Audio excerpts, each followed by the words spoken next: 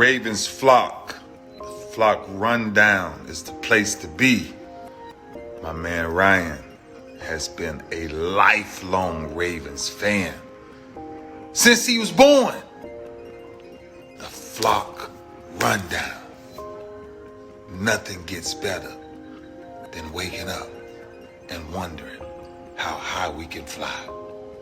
Tune in. Motionless brainwaves attempt to swim their way to sense, can't tame the untamed. Appreciate you, Ray. What's up, Ravens fans? My name is Ryan, and welcome back to another episode of the Flock Rundown. We got a lot to talk about today. Let's start with these Davante Adams trade rumors. So, allegedly, Davante Adams is on the trading block. Raiders are calling teams. It makes sense. I mean, he's a veteran wide receiver at the very end of his prime, and he's got some huge cap hits, some big numbers these next 2 years on his deal. So the Raiders are not ready to win now, or at least contend in any way. So I get them taking calls and trying to unload him. And of course, you know, all the top teams are rumored, the Chiefs, especially with their wide receiver injuries and things like that. But the Ravens are also rumored to be involved in this, and it's just rumors.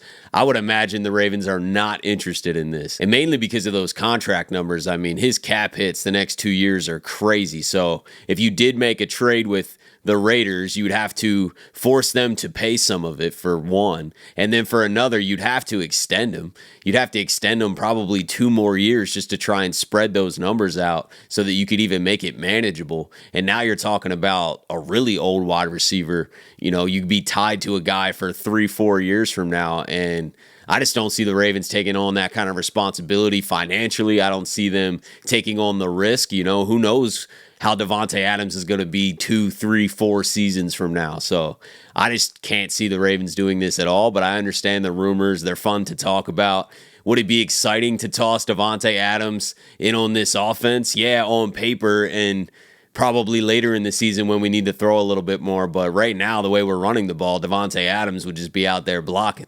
So we're not pushing the ball downfield right now until a team forces us to.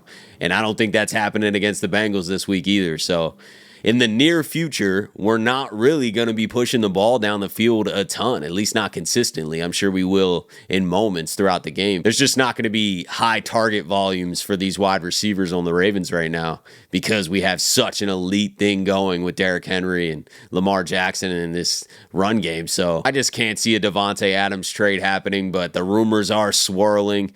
I'm sure the heat's going to pick up here. You know, Antonio Pierce, the Raiders head coach, liked Instagram post that Davante Adams has played his last snap as a Raider. I'm sure all these trade rumors are going to continue to get hotter and hotter over these next few weeks as we approach the trade deadline. It is already week 5 in the NFL, which is crazy. I feel like NFL season just flies by and we're already in week 5. All this is fun and interesting to talk about, but we'll see how it plays out. In some real Ravens news, Arthur Maulet is going to return to practice this week, so he will be thrown back into the mix of the secondary. I don't know if it'll be this week against the Bengals, but in the near future, we're going to see Arthur Maulet thrown back in there. And that does create an interesting conversation of whose snaps is he going to take. I'm going to guess a little bit of Adarius Washington's, but Marlon Humphrey's been playing great in the slot when asked to do so.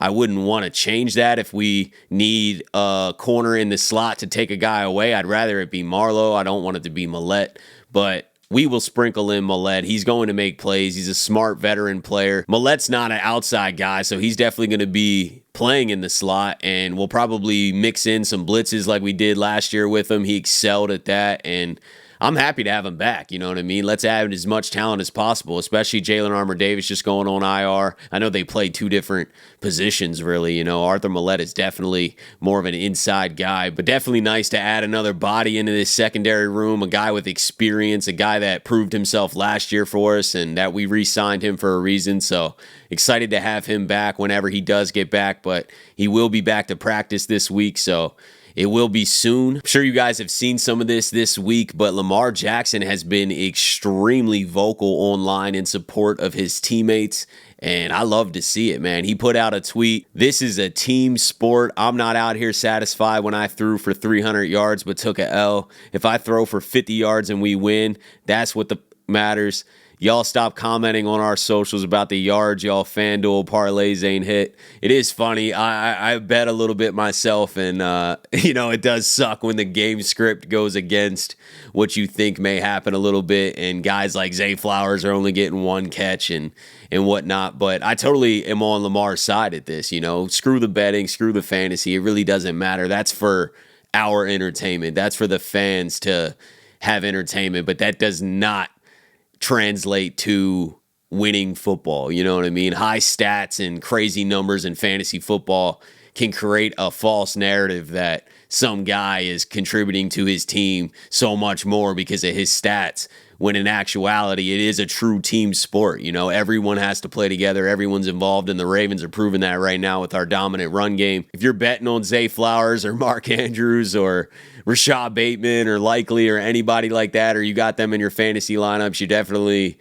annoyed, and that's why Lamar is getting some of this talk sent his way. But I'm on his side, man. We'd rather win football games. Screw the fantasy. Stop betting on Zay Flowers and Mark Andrews in this Ravens pass game until someone slows the run game down and we got to start pushing the ball downfield a little bit more. Then I think that opens back up a little bit. But right now, it's run dominant, man. You could bank on Henry scoring a touchdown. The Ravens have 2 top 10 rushers in the league right now. Derrick Henry, number 1, Lamar, number 9 in rushing yards. It really is Kobe and Shaq. I heard this comparison in the offseason, and I was like, it feels more like Wade and Shaq, because I feel like Derrick Henry's a little bit older.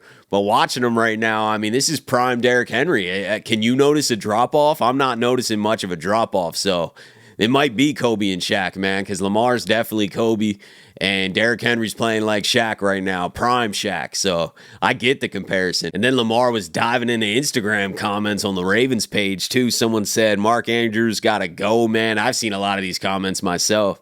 And then Lamar responds, please shut the Lamar is making a statement online in defense of his teammates, as he should, though. Like I said, I love this, man. It is a true team sport. Andrews falls into that category of Zay and everyone else in the pass game. Like, they're not going to go off until we're forced to push the ball down the field. So Andrews is not going to have high target games. I don't think there's anything wrong with Andrews. I know he had that drop, but I mean, he's got to be a little bit rusty when you're not getting targets ever, and then one comes your way. He just took his eye off the ball. He dropped it. Mistakes like that happen. If he would have gotten 6 more targets that game, I'm sure he would have caught 5 or 6 of those next balls. So Andrews is going to get his when we have to push the ball down the field. Andrews is not washed. He's not falling off. These are false narratives. I see a lot of comments on this channel of people saying that Andrews is done. Likely's just going to replace him. Now, I don't know what the future move is. I think both of their contracts are up at the same time, so I don't know what exactly the Ravens' decision is going to be. Right now, Mark Andrews is not going to fetch a top tight end deal in the NFL. So I'm not sure exactly where the Ravens go down the road when these contracts are up. But this year, next year, like, Mark Andrews is going to be heavily involved. It's just we're not passing at all. Zay Fly, you could say the same thing about Zay right now. Like, Zay's not relevant in this run game offense as much as he would be if we had to push this ball downfield. You saw this back when Hollywood was complaining a lot. He's like, the Ravens don't need me. They're just running the ball nonstop and successfully doing so.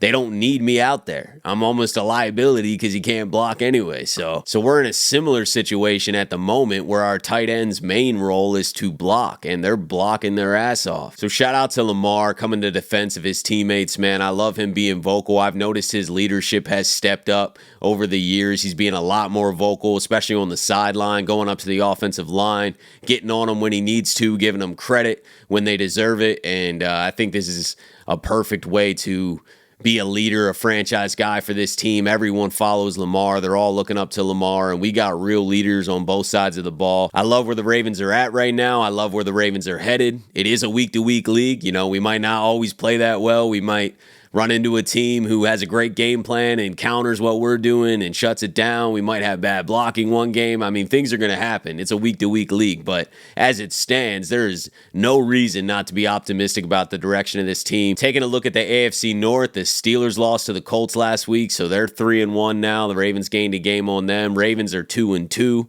And then we got the Bengals and Browns at 1-3, and we play the Bengals this week. So we could bury this team at 1-4. That's a tough uphill battle for them, and the way their defense is playing, I would be shocked if the Ravens don't have success against this team. Now, obviously, there's a big threat with the Bengals offense and Joe Burrow and Chase and Higgins, and that's no joke. That's not the Bills offense. I know the Bills offense was scoring more, but I'm more worried about Chase and Higgins than I was anyone on the Bills. So I definitely think that the Bengals can score more and have more success than Josh Allen and the Bills did against our defense, just because I think Chase is going to win some battles, you know what I mean? We don't have a corner that's just going to shut them down the entire game. So we can't have the exact same game plan that we had against Buffalo, because we will get beat on some reps. So I could see the Bengals having more success through the air, but the Ravens are going to run through that defense, and I think we should put them at 1-4. We'll see how the Browns end up. But right now, the Ravens are looking a lot better in the AFC North. We were just at the bottom of it 2 weeks ago, and now we're in second place, one game behind the Steelers with the entire division in front of us. We haven't played them at all. So looking good, man. I'm feeling optimistic about everything going on right now. But that's it for today, guys. I appreciate you as always for tuning in to another episode of the Flock Rundown. Have a beautiful rest of your day, and I'll talk to you guys soon. Motionless brainwaves attempt to swim their way to sense, can't tame the untamed.